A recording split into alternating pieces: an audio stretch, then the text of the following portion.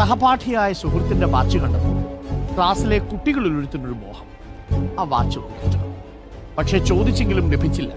അതോടെ അവൻ ആ വാച്ച് മോഷ്ടിച്ച് പോക്കറ്റിലിട്ടു. വാച്ച് നഷ്ടപ്പെട്ട കുട്ടി കരച്ചിലോട് കലജിൽ, എന്റെ വാച്ച് പോയി, എന്റെ വാച്ച് പോയി. ഇതോടെ അധ്യാപകൻ എല്ലാ കുട്ടികളെയും വരി വരിയായി നിർത്തി. കണ്ണടയ്ക്കാൻ പറഞ്ഞു. കുട്ടികളുടെ കീശകൾ ഓരോന്നായിട്ട് പരിശോധിച്ചു. വാച്ച് കണ്ടെത്തി. പക്ഷെ അധ്യാപകൻ പരിശോധന നിർത്തിയില്ല. പരിശോധന തുടർന്നുകൊണ്ടേയിരുന്നു. എല്ലാവരുടെയും പോക്കറ്റ് തപ്പിയ ശേഷം വാച്ച് കുട്ടിക്ക് തിരികെ നൽകി. മോഷ്ടിച്ചത് ആരെന്ന് ആരോടും പറഞ്ഞു.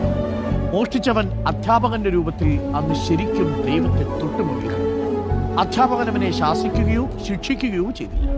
എന്നാൽ ഇനി ഒരിക്കലും മോഷ്ടിക്കില്ലെന്ന് അവൻ തീരുമാനമെടുത്തു. കാലമേറെ കഴിഞ്ഞപ്പോൾ അവനും ഒരു അധ്യാപകനായി. തന്റെ ആ പഴയ അധ്യാപകനെ അവൻ പിന്നീട് ഒരിക്കൽ കണ്ടു. എന്നാൽ അവനെ അധ്യാപകൻ തിരിച്ചറിഞ്ഞില്ല. അവൻ ആ വാച്ച് മോഷണം അധ്യാപകനെ ഓർമ്മിപ്പിച്ചു.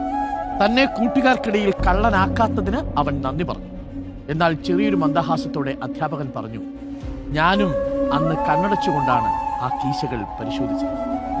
എനിക്കറിയില്ലായിരുന്നു ആരാണ് വാച്ച് മോഷ്ടിച്ചത്. നമ്മുടെ കുട്ടികളുടെ ചെറിയ കുറ്റങ്ങളിൽ അവരെ ക്രൂശിക്കാതെ തെറ്റവരെ ബോധ്യപ്പെടുത്തുകയാണ് വേണ്ടത്. നമ്മൾ എപ്പോഴും മറ്റുള്ളവരെ അവിടെ തെറ്റുകൾ പർവ്വതീകരിച്ച് ആ കുഞ്ഞു മനസ്സിനെ വേദനിപ്പിക്കാനുള്ള ഒരു സാഡിസ്റ്റിക് പ്രഷർ കണ്ടെത്തുന്നുണ്ട്. എങ്കിലത് ഉപേക്ഷിച്ചു. തന്റെ വിദ്യാർത്ഥികൾ അത് മോഷ്ടിക്കില്ല എന്ന് മനസ്സിൽ കരുതിക്കൊണ്ട്, അതാരാണെന്ന് എനിക്കറിയണ്ട എന്ന് കരുതിക്കൊണ്ട് കണ്ണടച്ചുകൊണ്ട് പരിശോധിച്ച അധ്യാപകനാണ് എന്റെ ഹീറോ.